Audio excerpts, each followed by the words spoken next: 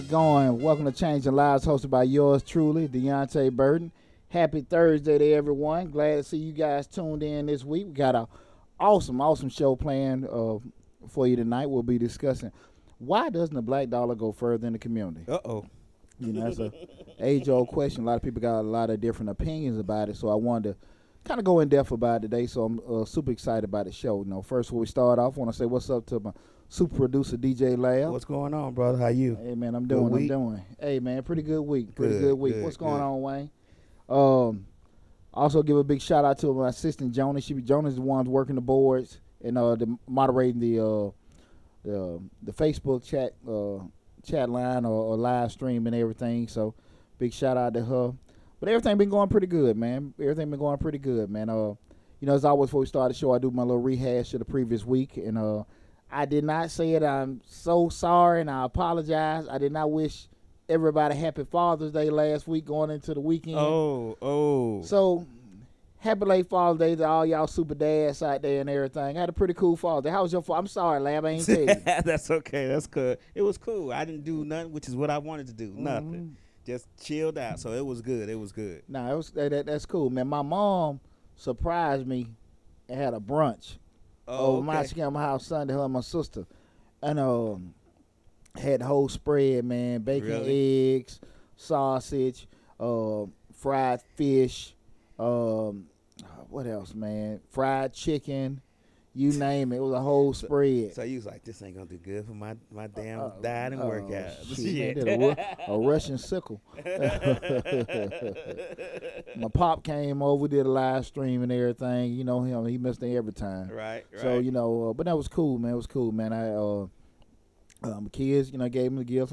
Kids and wife gave me the gift. It was pretty cool, man. It was pretty cool. So I do apologize to everybody for not doing that and everything, but had a pretty good Father's Day. Tomorrow morning I'm flying out. A good friend of mine, First Sergeant Barry Roy, he retiring after I think he got about 24 years of service in the U.S. Army. And my man retiring, so I'm gonna fly out to Fort Campbell, Kentucky tomorrow. Hit Nashville and drive from there to go to my man little retirement shindig. Okay. That was one of my running partners, boy. Hey, he probably wants you to talk about that. Oh man, he's an evangelist now, and you know, hey man, it's repent for man, the running y'all did. Man. But I tell you what though, man, he's solid brother though. He's solid brother. I couldn't do it. You know, I'd be just like that joking vampire in Brooklyn. When Rev got up there smoking. Yeah. Shoot, that'd have been me. Woo! He just said, "Let's go outside." That'd been Deonte, but nah, man. Yeah, big shout out to Barry, man. I'll be out there tomorrow, man. Help him celebrate. Also, I'm gonna get back Saturday morning, man. So I'm going in and out. My son Christopher, he has a big interview with 100 Black Men Rites of Passage program. We'll try to get it in that. So we have this little interview for that 2:00 on Saturday. Okay. So I'm excited about that. Got my fingers crossed. And I know Big Chris is gonna do well. But then that evening, my brother Big Chris from Adamville, you know, he was the CEO of a BMU. He had his birthday bash. Okay. Yeah, at the East Atlanta Lounge over there off Clifton Springs and Boulder Crest. Okay. So yeah, he having his big 45 birthday bash. So I'm gonna go see my man Big Chris. We're gonna party. Okay. So you know your boy gonna be kind of gonna be busy this weekend, ain't you? You gonna be busy. Hey, bro, that's the story of my life. Shit. I feel you on that. Ain't that changed. That's how I roll. That's why I said on Father's Day, I'm just gonna do nothing. Yeah, it seems man. like it's always something to do. Man, I can try. Yeah, I can try. Also, kind of, you know, I always try to tell people what I'm doing about in regards to the mastermind class. You know, it wasn't real good. We're still talking about that whole branding and positioning aspect. And branding and positioning is more so how the market sees you. You know, if you're gonna be my thing is we kind of niching it down, just be a financial expert, you know, just saying how everybody sees you, you know, and everything, and you're just crafting that out. And I said, man, it's been it's been awesome because I'm really astonished on how much stuff, you know, I know business, don't get me wrong, but the thing of it is the beauty of business is, you know, you don't know everything. And you know how I am. I'm always, when I go places, I got this real funky eye. I go to restaurant stores and I'm always looking around like, how are they making money? What's going on? Right. How can they do this better? You know what I'm saying? That's, like, man, that's real clever. Or like, man, they are really messing up doing that.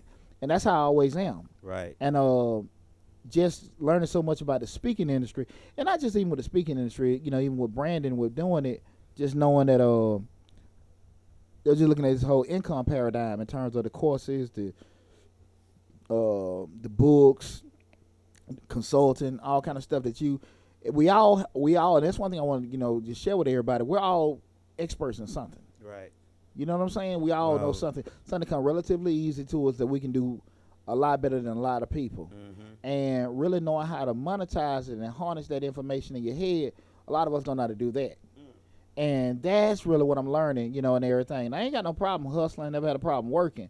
But just this industry right here in particular, I just, I can speak, but just speaking industry, that's been, it was kind of vague to me. But that's why I paid them guys. Right. So I can get some more game on that and everything. But like this time next year, yeah, like I said, in your schools, your churches, better get me that while I'm cheap. Got price gonna go up. Yeah. I ain't gonna charge what Reverend Jake's gonna charge me. But get me now, is all I'm saying. Get me but I ain't doing no more press speeches. Right. No, we ain't gonna do that. That's not happening. Oh, no. You got a lot of them out of me and everything. And but going into it, we're gonna talk about tonight's show. Why doesn't the black dollar go further in the community? And I've been wanting to have this show for a while. And I mean, you done spoke about it before, and you hear a lot of people, especially I don't necessarily say the experts. I think people in positions of influence that have the capacity to kind of talk and be around folks, saying that we need to spend more money in the community. Our dollar doesn't circulate, but maybe half the time. You got all these different communities. How many times it does it? And me being a nerd that I am, I'm trying. You hear it, but then you go to the neighborhood. I don't see nothing but black folk dealing with black folks. Right. In the white neighborhood, white folk dealing with white folks. Mm-hmm. Asian, Indian, same thing. So my mind was wondering, where the hell this coming from? Right. So I wanted to go over this just to kind of to examine the statement, see what's the the reason about it. Is it a myth? Kind of look at some of the information I pulled up and give my opinion on the subject, because I do know that we have economic challenges. And coincidentally, I don't know if did you check out the what is that, HB 23 or HB 32, as far as they want to initiate the program with Congress in regards to looking at reparations. Oh yeah, yeah. I looked at or listened to some of that. Yeah. And okay, I mean, my opinion on this, I guess it's a good idea because of the economic challenges that we were, well, not us, our ancestors, our grandma and grandfather and stuff were forced to deal with, as far as buying land, being redlined, and all of those things. My problem is that they just not. I mean, we're fighting for things that I just don't believe that's gonna happen. I just don't. I mean, you're trying to fight for reparations in a country that don't even want to acknowledge the fact that they treated us badly. So why would they, they want to sweep that under the rug. So why would they give us money for anything that they don't even acknowledge? They actually want us to forget about it. If they pay us for it, then that's going to be acknowledging that it happened. Well, the actual, God, is it House Bill 32 or 23? I'm going blank on it. We'll have to look it up. But even regardless, it's not that they looking to establish reparation. They're looking to create a study to see if it's viable or should we have it. That's all they're looking to do. On that part, they don't even want to create the study part. Oh, absolutely. They're like, why do that? Absolutely, and that's the thing with doing it. The issue I have with the whole thing is it's kind of like it goes against the way I do a lot of things in business. You're asking for something, but you haven't really decided what you want. Yeah. So what is reparations going to be? It's going to be policy? Is it going to be a check? Is it going to be some land? Is it going to be, some speeches, some coins? That hasn't been determined yet. So we're asking, we're raising hell about something we really haven't really decided what we want. So, again, like you said, they're doing those initial conversations to try to see if they can initiate a bill. to do the research. But I think you have to be blind to not notice the uh, issues and things that we've encountered over the years in terms of slavery, Jim Crow, mass incarceration. Like you said, redline and stuff like that. Psychologically, what it can do to you. You don't go from getting beaten, hung, and then you getting even when you start getting educated and getting certain things, you still weren't given the same opportunities. Yep. It does something to you psychologically. It does, and the fact that it's only a generation past, because you think about it, Jim Crow was like 1968. I was born in 1970. Yeah, you get what I'm saying? Uh-huh. So those things are not so far out the mind as 200 or 300 years. These are things that happen over a 425-year period. So even with slavery, and then with Jim Crow and the laws that they had and all those things, and even without being treated equally, those things not only affect you when they are initiated, but on the generations and generations and generations to come. Absolutely. I mean, and those generations are still alive. Some of the people who was involved in segregation still are in the Senate, are still are in the Congress, are still running, being governors and stuff. There are still people in those places of power that was all for segregation and all for Jim Crow and all that right now. So it's not that far removed. Yeah.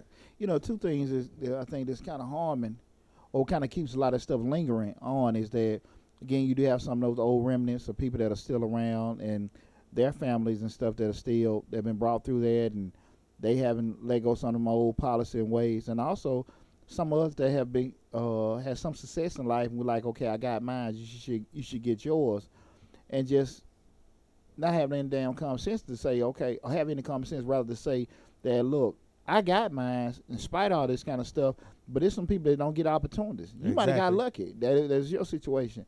Now, if a person get an opportunity, they don't take it, that's a whole different dynamic. When we talk about not even getting opportunities at all, that's a whole different monster. I think even if you get yours, you have to realize and understand what you had to do in order to get yours. You get what I'm saying?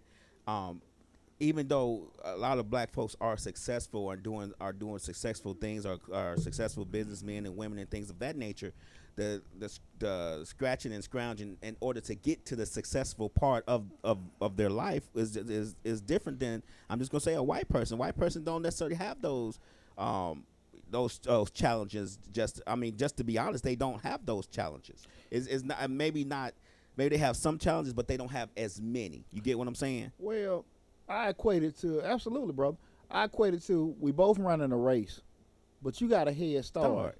But not only you got a head start, I got my arm tied behind my back. Mm-hmm. And not only do I got my arm tied behind my damn back, I got one ankle that's broken a cast. Mm-hmm. And not only do I got one ankle broken a damn cast, my other damn knee is so. So I'm tripping, falling, bumping, and everything. Potholes on my side of the track. Absolutely. And it's not a fair race. Mm-hmm. With that said, that don't mean you quit it. That don't mean you don't try it. Don't try, don't quit, and everything like that. But be very conscious that your road to it gonna be totally different. Mm-hmm. It's gonna be more difficult. It's gonna be longer. It's gonna be harder. And what you just said is very important. Even when you do cross that finish line, don't forget the path it took you to get there. Yeah. And far too many of us like, I got mine. Y'all can get yours. And it's not. Everyone's unique. Mm-hmm. And because you able to do it, that doesn't mean other people can do it. But we want to make sure that some people can have access or opportunity to even try. Because once you give them the opportunity, if they don't take it, like you said, then that's on them. Exactly. But the opportunity has to be given. If the opportunity is never given, then you never know what a person can do to succeed. Absolutely. Because they don't have that opportunity to do so. Absolutely. There's no plainer way to say it. Opportunity has to be given. If the opportunity is not given, then you can't say anything about a person not necessarily succeeding. And another thing is, even if you do make it and get it, you actually have to look back at the path you to take, because you can say, I got mine, get yours, but you also gonna say, man, I overcame a lot of obstacles to get mine. Now you gonna go and do those same obstacles and get yours. Mm-hmm. So you gonna remember when it's convenient for you, but you're not gonna remember when that brother said to you, hey man, I'm trying to get mine. If you could give me a little guidance, no, I got mine, you gotta get yours. You get what I'm saying? Because we do have a crabs in the barrel mentality. Brother, I ran across a lot of them fools. I ain't gonna lie to you. Hey, again, this is Deonte Burden and the show Changing Lives. Make sure you go to the YouTube channel, like, share, subscribe to it. Tonight we're talking about why doesn't the black dollar go further in the community? Now, Lab, before I get started, well, when I'm about to start everything, the first thing that hits me when we start talking about why doesn't the black dollar go further in the community, because I listen to all the different shows. Oh, that bill, I'm sorry, HR 40. HR 40, there you go. Yeah. Now, I'm about to say, the brother they introduced the bill, they just ran him out of Congress. Was it Clyburn? I don't forget, but they just ran him out of Congress and everything. You know, I'm a nerd. I be sitting there reading this stuff all the time. But HR 40, I appreciate it. They introduced that bill damn near 40 years ago. They did. And everything. And they've been pushing him. As soon as they run him out of Congress, they could look push it and everything. Yeah. But anyway, with the appreciate it too, Lab. When we start thinking about why doesn't the black dollar go further in the community, the first thing that hits my mind is what? Let's define community. Exactly. Because when I started thinking about it and everything, because that's why I was starting it up, what I said initially in terms of, you look in your neighborhoods, I was over there all Bankhead and you riding, and I'm seeing everybody over there dealing with each other. Mm-hmm. I can go down Beaufort Highway, I see maybe some of the Hispanics, and go to other places, see like the Asians, they dealing with each other. Certain places you see whites was majority. We deal with each other. So let's define community. It's community where we live. Mm-hmm. It's community where, a lot of the same races around each other. Is it a matter of social class? If you're poor, middle class, rich, and everything, because we're so socially stratified. And what I mean by that is that we're all over the place. You got poor black folks, middle class black folks, and rich black folks. Of course, we're all black. Right. But with that said, we're in different areas. Some of us live in total black neighborhoods. Some live in mixed. Some live in totally isolated, areas. So I don't think that's really pushed as much when you start looking at what is community. I believe, and this is just my definition, and you could tell me if what you think about this. I believe community for most people is dang, I had it on the tip of my tongue. I'm sorry. I just lost my train of thought. But Most people's community is defined by where they live and their where they live, their race, and their social class at that time that they say community. You get what I'm saying? At the particular time in their life where they're at, as far as community is concerned. Okay. So what generally happens is if they're rich and they live in a richer neighborhood, that's their community. But if they're poor and they live in a poor neighborhood, maybe predominantly black or Asian, whatever, that's their community. So the community for some people is defined by where they are in their life at that particular time. Gotcha. You get what I'm saying? So everybody can say community, but if I'm living in Waste Pest and Buckhead, technically that's my community because that's where I live.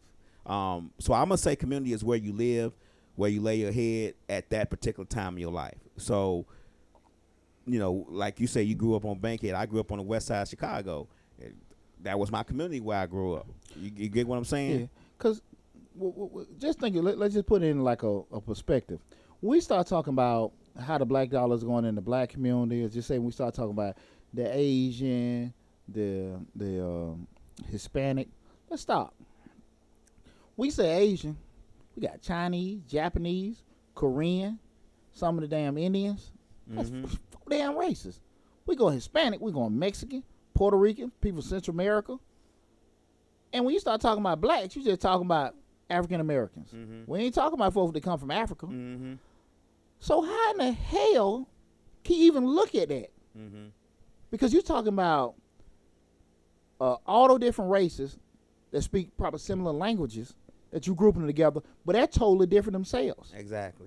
Right? Yeah, they're totally different. They have totally different values, views, and understandings of things. Exactly. So we're already talking about a flawed perspective. We're looking at grouping that and everything. You know what I'm saying? So this, and like I said, this is stuff I just saw when I was just analyzing and breaking it down.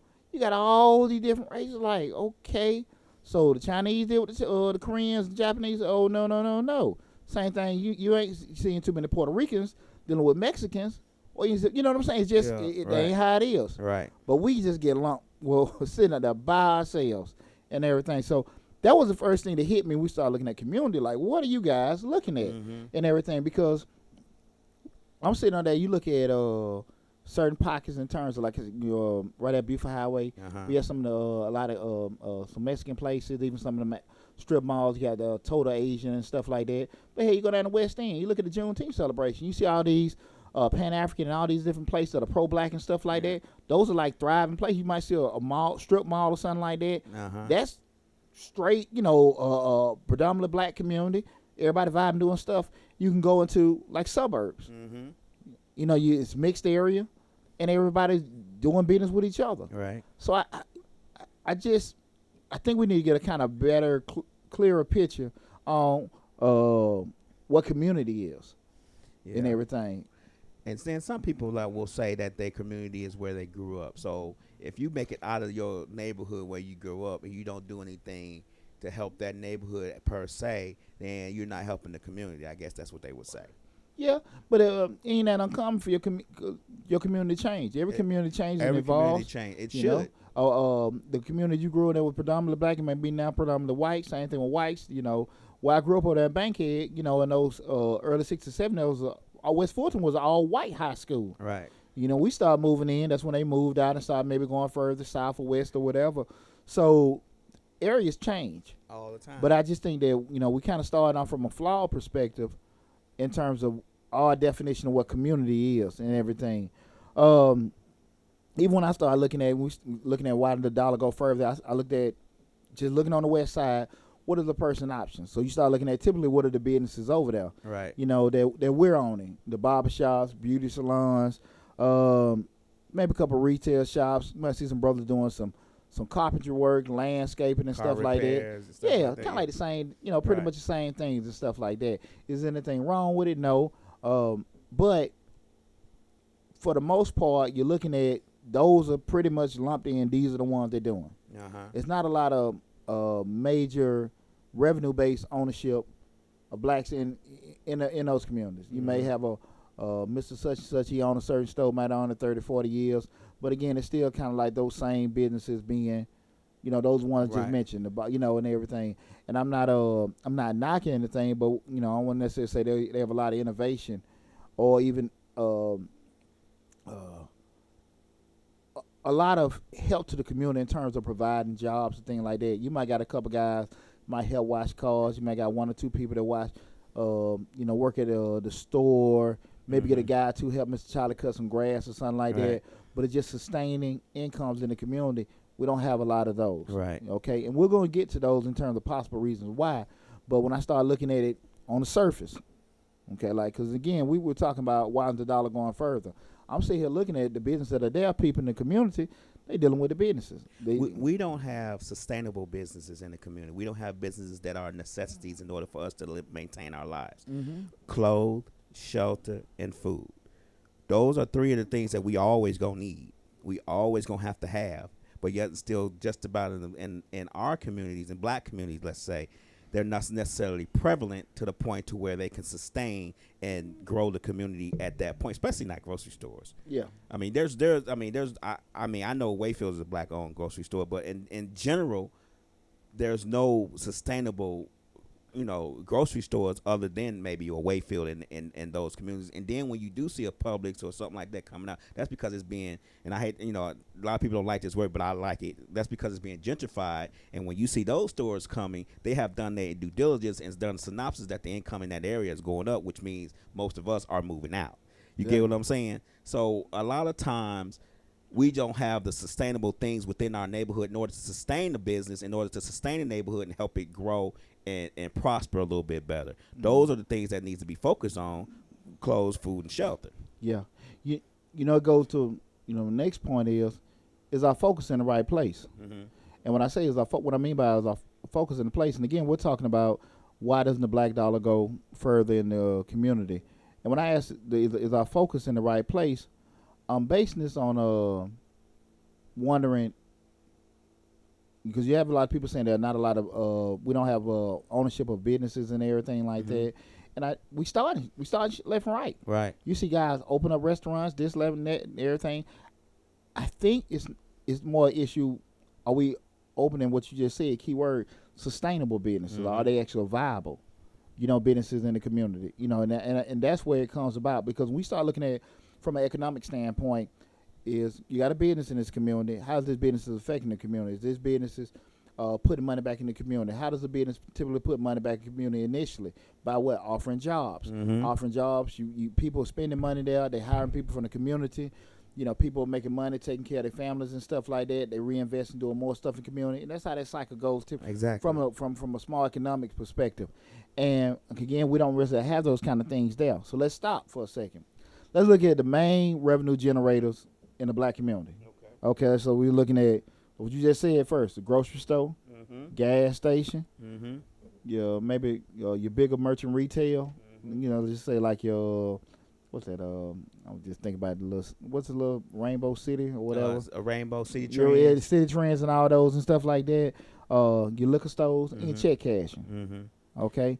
Now, I would say it's a 90.1% chance you don't see none of us own any of those. I was just about to say, but are those black owned? But that's my thing. Okay. So we're looking at the main revenue generator. So let's stop for a second. We see that. Like we just said, the grocery store, the gas station, merchant, high-end merchant, not high-end, but, they're little, different corner store and everything like that. I'm going to say mid-tier stores. Yeah, even like your Dollar Class Tree. B, Class yeah, B. there you go. They're considered Class B, Class C stores. There you go. Which is, Class A is like dealers, and riches and stuff like that. So Class B, Class C stores. Dollar Tree, Family Dollar, those and everything. And your liquor stores, which is a major revenue generator along with the grocery store, and the check cashing places. Okay, so we see that. So we know what we're looking at, what we own, and then we look at what's the major revenue generators. Okay, so let's go to the reality of everything, all right? Do we really want to own them businesses? Right. And that's the thing about it where I think I have a major difference of opinion with a lot of people. Because they say, I hear a lot of times we need to own black businesses, and just throw that damn big gray statement out there. And I don't want a grocery store. I don't want a check cashing place. I mean, if you come to me like, hey, D, I got a deal. Let's go in and do this, that, and that. I might look at it from that. Right. But liquor stores and everything like that, I don't know. Everybody breaking the damn neck to go work in it. Right. But actually have the interest, aptitude, motivation, and sustainability to do it. Most don't. I mean, and that's one of the things about it, man. Like, I hate to say it, and I ain't finna sit here and shortchange us at all, man. But it's like our vision is real tunnel. I'm gonna go watch. We gonna get a little detail shop. We're gonna do this. Get a barber shop. We'll do that. And it's like those major revenue generators. It's not even interest. I think what happens with us when we think of those types of business, we think of the capital in order to get those started. We count ourselves out off the bat because we say to ourselves, man, it's going to take us $200,000 to get that started. We ain't got that kind of money. Let's look into doing something else. So we count ourselves out on starting those certain businesses because of the fact that we think we don't have the capital in order to do so. So you can psych yourself out and thinking that you can't start that business because you're psyching yourself out, saying I'm gonna need insurance, I'm gonna need to get a license, I'm gonna need to do this, I'm gonna need to do that. I can't do that. I'm just gonna start a little detailing business, get a little sound side truck, get a little garage space, and I'm done. You get what I'm saying? Absolutely. So we talk ourselves out of starting those types of business, but then complain about not having those type of businesses because we talked ourselves out of it. Absolutely. If you got $50,000 and you can get 4 or 5 other people maybe to go in with you and get an understanding of the corporation structure of that business, you all can maybe start a grocery store instead of having 5 different detail shops in the same neighborhood. Let me ask you a question. That's a good point, but let me just think about this. And this is where a lot of things change. Even if you start your own barbershop, your beauty salon, mobile detailing, you still got to have some kind of capital investment. Exactly. So you got to come out your pocket some way. The issue comes up is people, I think, are very quick to give up on something that they know is going to be, time consuming, worthwhile, anything like that. It's a lot easier to open up a barbershop and everything, salon, mobile detail, maybe get your little food truck or whatever, than it is to try to sit down and find out what I need to get a check cash and to get a gas station and all that kind of stuff. And when they find out that you have to make some kind of commitment of time. You got to have money, but there are tons of programs out here that will, they have minority owning for one a gas station, check cash and stuff like that. You might get a damn check cash place. You can go put $40,000 down. You got you $300,000 line of credit. You start just doing it and get registered and everything. Same thing with just buying those gas station franchises. With you have access to it, but at the end of the day, you got to sit here and have the patience to do it. And number one, see yourself can do it. Right. I can't hold people to fault if they don't have interest in doing it. Right. Because you can't. It's easy to say, let's get these more black business owners, but let's take black out of the equation. Let's just say business owner, period. People, if you're not gonna be patient and invest in yourself to try to learn new stuff, you don't need to be no damn business owner. See, you got, and that's regardless of race. Right. If you're a true business owner, you finna go through hell and back. We're creating a business, and a lot of folks just ain't ready to make that commitment. They don't have the motivation to do that. I've talked about this before. My 3 levels of entrepreneurship. Level 1, where you're the basic entrepreneur, whereas you do the minimal investment, where you're doing like the Nona juice, you're selling water. You may only just pay like a $250 thing. You still got your job, you got your security and everything like that. You haven't made that big a commitment, and pretty much the ownership goes if you make your effort in doing it. But it's a very normal commitment. That's the level 1. Level 2 is when you made certain kind of commitments in terms, but you still the security of a job. Those kind of commitments may be you got a rental property, you got a mortgage you're paying for and everything. You may have like a boutique or something like that you're maybe paying a lease on that building. You're liable for the inventory that you have and everything, but you still have the security and safety net of that job, right? Right. And then level 3, you just free fall. You ain't got no job, no security net. You out there trying to get it. This your business. You into it 150%. You don't have a plan B. Exactly, and everything. There you go. You just hitting it. All right. And most people are right at that level 1. Because I can have me a job, y'all, look, I just bought me a little food truck. I'm out pulling in the parking lot, sells a couple plates. Hey, look, I got work for such and such, but look, I just bought me a little pressure washer. I can pressure wash your house, do your car and stuff like that. So they're doing that side hustle, and there's nothing wrong with it. Right. There's nothing wrong with it, but they still like to secure their job. But I just think that most of us don't go past that right. level, the level 1. And few of us may go to level 2 in terms of maybe buy some rental properties and everything like that. But vast majority of us are stuck at level 1, where we do like a minimal commitment, but everything still kind of revolves around that job. Level 2 a little more tricky because, again, once you start getting leases and mortgages in your name for stuff that you're not really dealing with and stuff, that pulls away from stuff. So people still kind of hesitant to get past that. So we start talking about the check cashing, the gas station, and grocery stores. Those need full commitment. Those are level 3s. Exactly. And people just aren't really ready to get that. So you can't really create level 3s. Right. You can mold them and shape them, but that's on a person to take that challenge to do that. So when we start talking about the dollar not going further, we need to own this, that, and that. I just don't think a lot of people are initiating it. And we start talking about, like, you got issues with credit and access to capital and everything like that. If you looked at our show from a couple weeks ago, why the black-owned banks fail, you have a lot more access to capital now than you ever had before. Right. You don't have to go the traditional banking route. You don't have to. And I just think that, people want the most by putting up the least. Yeah. People gotta realize that money's not paper anymore. It's electronic dots and digits. That's it. There you go. Money's not a tangible thing that you can hold anymore. I don't care what nobody tells you. Money is streamed across these internet wires, and they dots and digits. A person can give you $552 million by one click of the mouse. Absolutely. Or they'll take you down to zero from your $550 million from one click of the mouse. Well, we talked about it, man. You got people doing these little Kickstarter and GoFundMe campaigns, giving a compelling story, and they can go from zero to $100,000 in about 2 or 3 days. 2 or 3 days. And they get 100 people to give them $1. Man, come on now. Come on You now. get 100,000 people to give them a dollar, and it's a 1.5 billion people in America. So Sometimes we can overthink stuff, and sometimes really just fear be that crutch. And a lot of times when fear is that crutch, we'll say all kind of stuff that we really don't know and everything. So I want to go into, again, this is a show tonight we're discussing, why doesn't the black dollar go further in the community? Our show is Changing Lives, hosted by yours truly, Deonte Burden. And we went through the different, ways of looking at the situation in terms of why the black dollar isn't going further.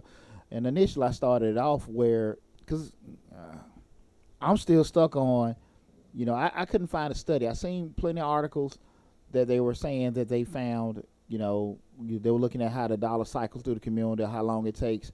But there is nothing from a U.S. Census perspective to sit here and rate that. Because number one, the first flaw I think we're looking at, when we start talking about races, we start about the blacks and Asians, you talk about all these different kind of ethnic groups inside of each race. You can't group them together. you can't. Okay? Because everybody identifies differently for how they feel as a person. Exactly. And the formula that is used to kind of calculate, that's more of an individual formula to look at, okay, how is this going about? Because again, when you start just from your common sense eye, if you're in a community that's predominantly black, they're all dealing with each other. If you're in a community that's predominantly Asian, Hispanic, or white, they're mainly dealing with each other. The difference is that the high income generating businesses we don't necessarily own in our community. That's it. Now, to that point, let's take it a step further. In a Hispanic community, in an Asian community, you still might not necessarily have one of them own a grocery store. They may have a store there, community store. You still may not have them open up the gas stations. Right. So so let's kind of look at that for a perspective. One business I did forgot about that's in our community that's a high income generator we don't own, and that's the beauty supply store. Yeah, definitely high generator. And and I want to make a correction. I don't want to quote stuff this incorrectly on the Changing Lives, so I don't want nobody fact checking us. But there's actually 327.2 million people in the U.S. Okay, I said a billion, but 327.2 million. Okay, go ahead. We talked about that on the show before too. Yeah. 300 million and everything. Still way more enough you to get some damn money for if you want to put you a compelling story out there. But to that point, man, I just think we're looking at a flawed strategy, and I welcome anybody want to debate me about it. But again, you just look at it from the naked eye. I just think that we just need to focus less on what we don't have and focus more on what we should be doing with what we have and everything. You're not going to get that gas station or grocery store complaining about you can't get the money to get it. And first of all, before you go there, you got to find a guy that want to open up a gas station or grocery store. And if you and your buddy just sitting there with no kind of merchant experience, no kind of grocery experience, and then it's going to be difficult. It's going to be difficult. If you're looking, you want a gas station, you open up a check cashing place, man, spend a little time investing in yourself and everything like that to do it. At the end of the day, and you talk to a person that got an SBA loan, it's probably the most difficult loan for anybody to get. Banks want to make money, and I would say this too. The beauty of everything now with all the Kickstarter and the crowdfunding, all those kind of places, you can get money from anywhere, and you don't have to be subject where you locked in. You can't do certain things. So when I hear people saying it's not going further, I think it circulates. I just think that we're just not in ownership of the high income place in our community. But again, when we start looking at other communities, we'll say, well, hey, go to, if we have a tailor or or in our neighborhood, if we have a laundromat or dry cleaners and stuff we own, we'll do it. Y'all just gotta get it. Right. You can't just. I mean, I think it's dang retarded to keep saying stuff that you acknowledge and see. If you're not gonna open one, so what's the point? What does it matter? Yeah. I have no interest in opening up a grocery store. I have no interest in opening up a laundromat. I know that I don't see any black-owned ones over there. It's one over there on Bankhead. That one right there. I think that's no, it's not. I know it's not. But they're not a laundromat, but not black-owned. But you see the shortcoming stuff we don't own. If you're not going to try to get one, you keep bringing about what other people haven't done. It's not going to do any damn thing. Right. You know, and I think we got too many people that are acknowledging it.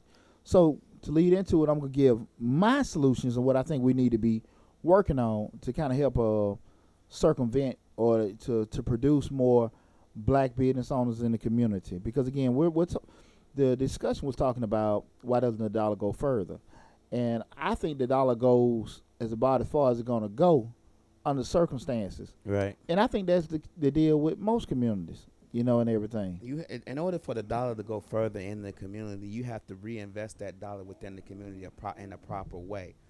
Everybody wants to think that just starting a business in the community is going to help that business go, that community go further, help that dollar stretch further. But that ain't it. That problem is you have to concentrate and make the business that's successful within that already are established in the community, make those successful, and then make that dollar be reinvested in order for the community. If you already have a bunch of the same businesses within the community and they're not successful, what's the point of having another one that's just going to be unsuccessful as well? Absolutely.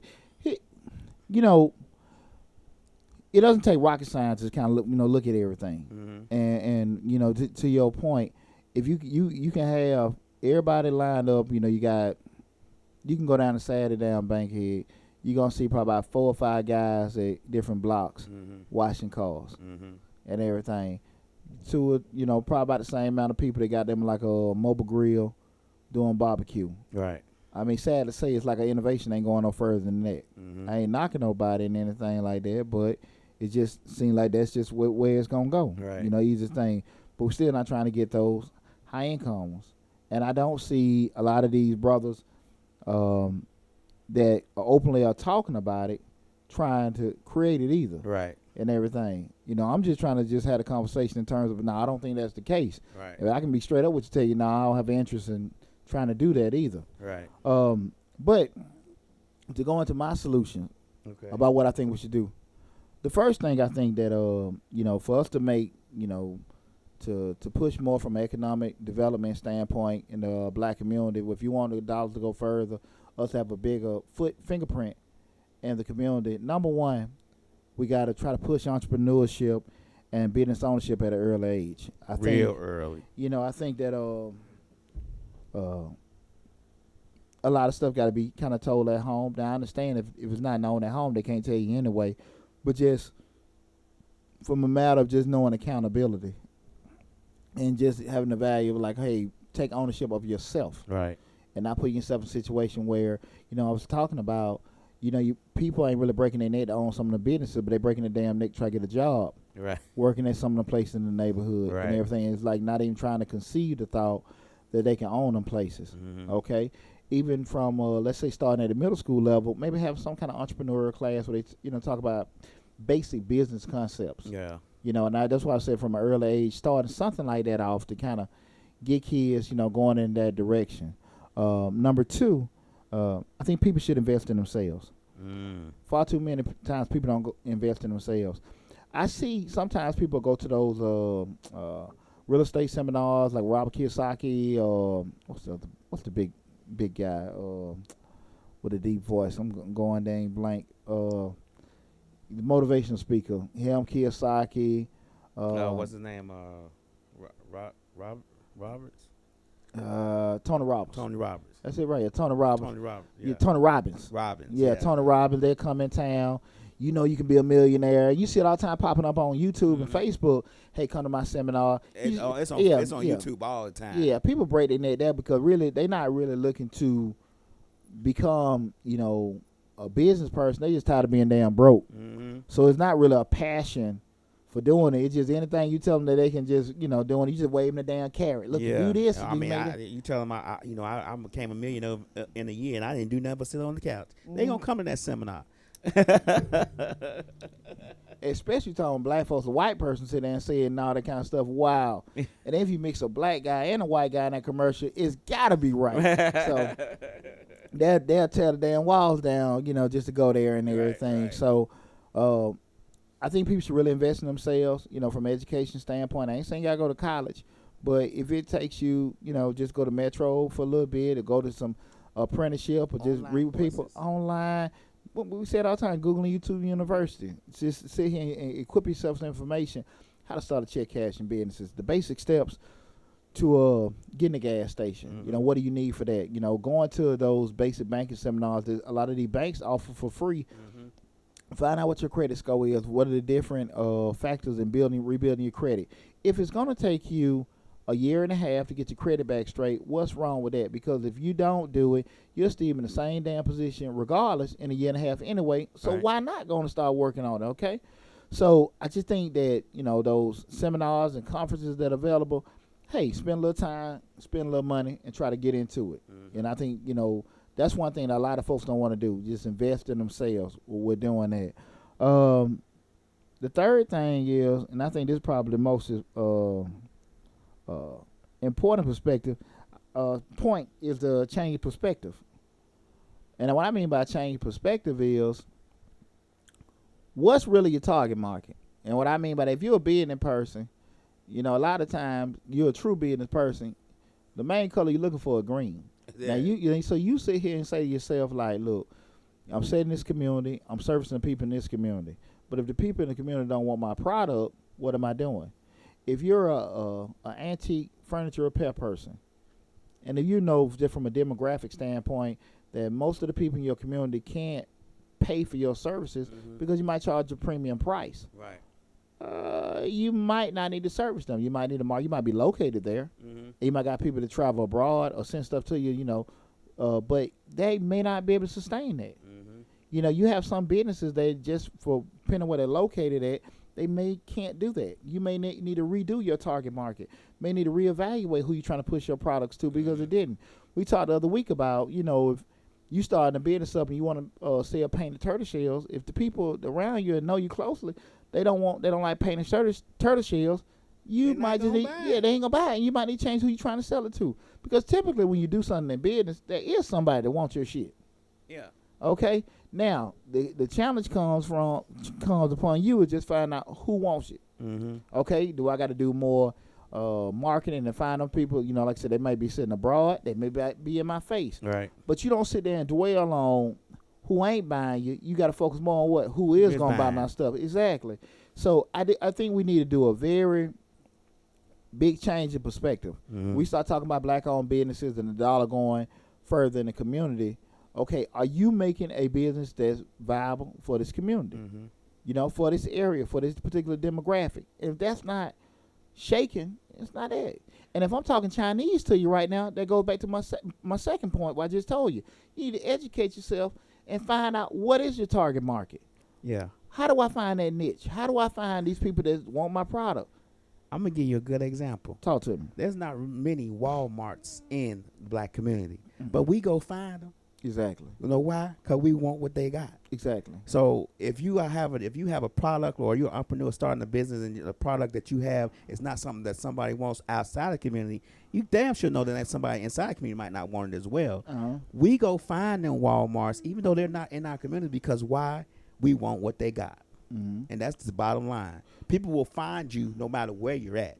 You could be on Bankhead and you have Becky and them and the white folks with money come over there and get you because you have a quality product. Forget where you're at.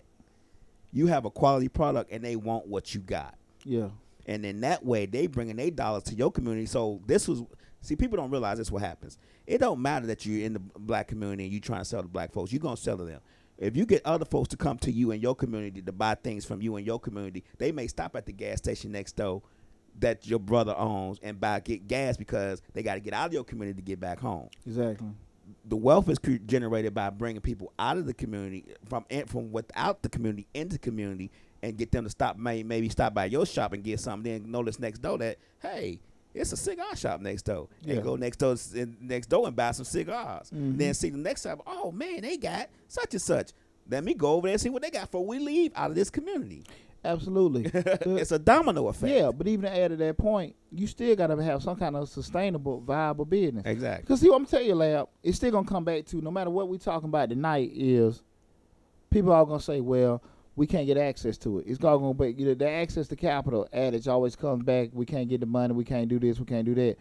I mean, if your credit score messed up, you coming out, you trying to do that, they're not gonna give it to you. If you ain't got no experience, no bank is gonna give it to you. I don't give a damn if it's a black, blue, green, yellow. It don't matter. If your stuff messed up, nobody gonna give it to you. So let that go. Focus on getting your stuff together. You can't get around that. Yeah. Okay. If you banks, when you start talking about getting a business loan, we start talking about getting a real business loan, over 50,000. Definitely, we start talking about over $200,000.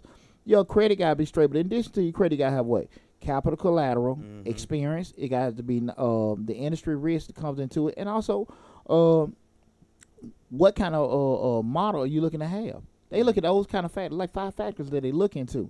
So if you come into it, you just say if you have issues with the credit, but say, hey man, I have a little experience with doing this and everything. It's a very safe industry to get into.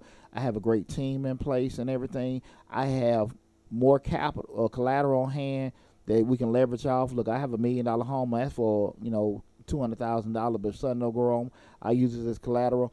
Those stuff can get look into it. But if you ain't got nothing, it ain't gonna happen. Right. It ain't gonna happen. That does not mean stop. That does not mean quit. That mean what? Get your stuff together.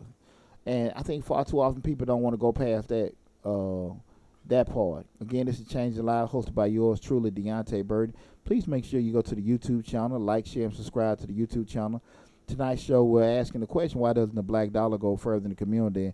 And we went through some of the basic, I won't say myths, but basic opinions people have why they haven't. Also, we've looked at some of the stuff that's pretty much in the surface on your face while I look at the reality. And I've also given my personal opinions on what we need to do to not necessarily make the black dollar go further, because I think it goes as far as it's going to go, but you said we want to increase the economic strength. Because like I said, again, we start looking at from an economic standpoint, is you have the businesses there, they're employing the people in the community spending money with the business, it's employing people have jobs in the businesses and stuff like that. So we're talking about if we got those plants or something like that that's paying for everything, people getting homes and stuff, spending more money, and it keeps recycling over and over and over again. But who are the people that are going to create these businesses? Yeah. That's the thing about it. Are we going to create a plant in the black community? Are we going to put that, how it used to be a mill and all that kind of stuff? Yeah. I mean, things are different. And I just think it's a flawed strategy to look at some of that stuff and from that. The world is global. Business is global now. Yeah. Everything's flat.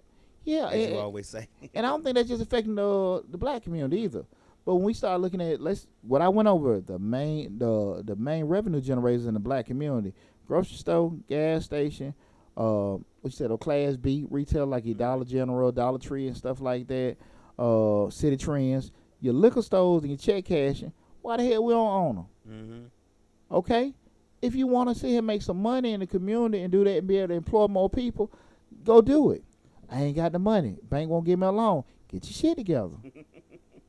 Most definitely.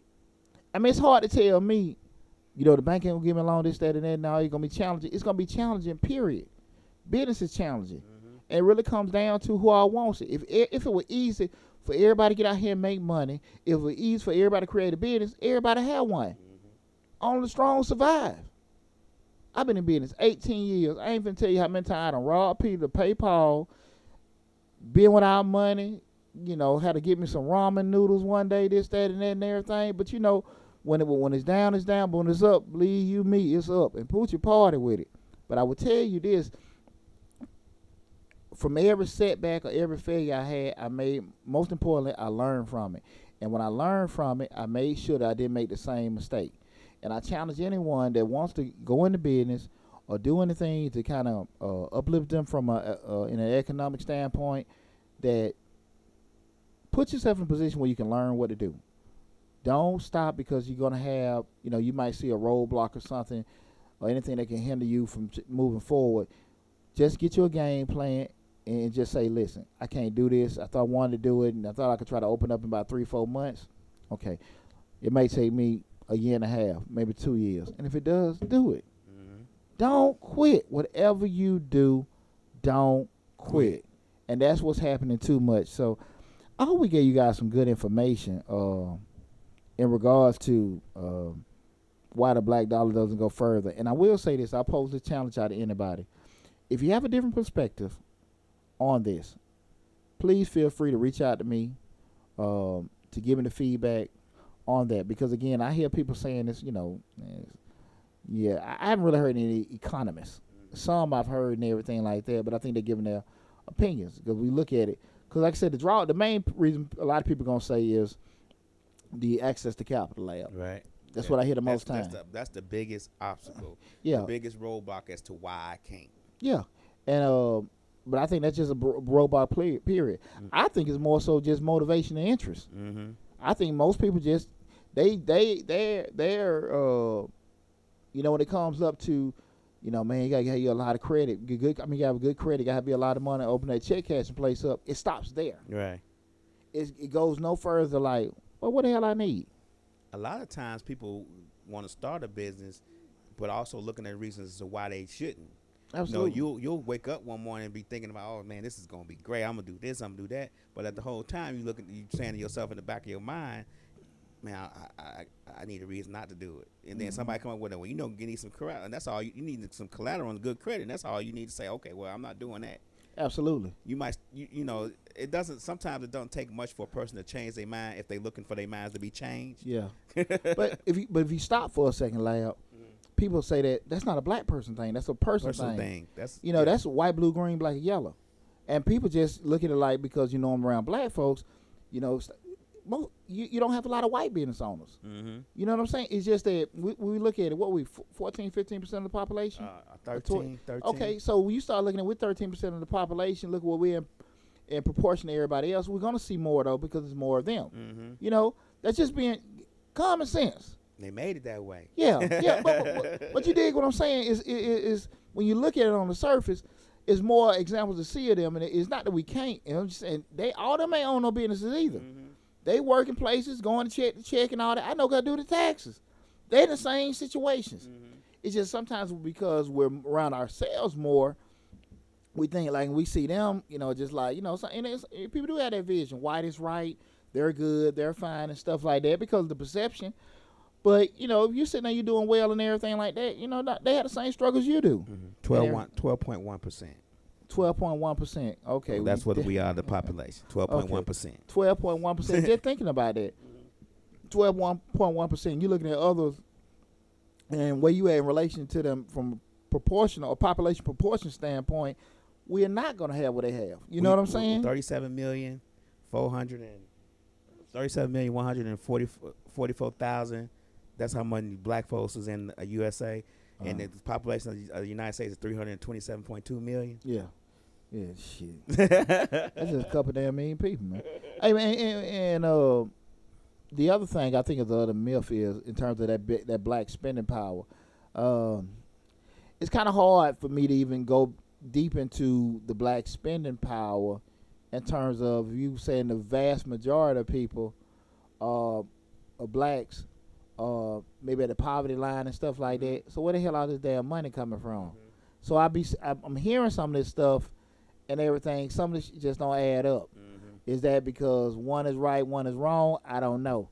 But I don't necessarily know if we had the spending power. I think we got some of the stupidest spending habits. Yeah. And everything like that. But again, I don't necessarily know, if that's the case. But I will say this too. In relation to that, we're at no shortage of decent income making African Americans, but we had an extreme shortage of black African Americans that have wealth or have accumulated any kind of assets that appreciate anything like that. That's where we're having that main difficulty. Generational wealth. Exactly. And when we start talking about creating generational wealth or any kind of wealth, or even starting a business up, stuff like that, it's going to come from stuff we talked about last week. Having discipline and doing that. If you're not going to do that, it's not going to happen. So we want to put these vehicles in place to have more of an impact in our community, make the dollar go further in the community and stuff. We got to take all that stuff in consideration. You're not going to be able to make the economic impact you want to if you're always spending. You have to be doing some creating. If you're not doing any kind of creating, it's not going to happen regardless. So I do challenge everyone to, if you're looking to start a business up, don't let a negative situation you may be currently in be a drawback. Invest in yourselves, take your time, do a lot of proper planning, call a great company like Majestic Business Services, book an appointment. We can help you guys strategize, implement, create anything with a small business. That's what we've been doing. Been doing that for over 18 years. So I I hope you guys enjoyed the show this week. Again, we talked about why doesn't the black dollar go further. I want you guys to make sure you go to the YouTube channel, Changing Lives, hosted by yours truly, Deonte Burden. Like, share, and subscribe to the YouTube channel. Also, again, I am a accounted by profession and business consultant. Go to my company's website, Majestic Business Services. We're at www.majesticbiz.com. You can book an appointment. We can go through the whole process of starting businesses, giving you information of steer in the right direction if you want to get a loan or get loan funding and everything like that. We got contract designers, any kind of thing that you may want to do. Basically, we're dealing with a small business. We got you covered on that. But as always, on each show video, we have all the contact a rehash or summary of the show. Also, all our contact information from booking a consultant appointment, and also going to the website. So feel free.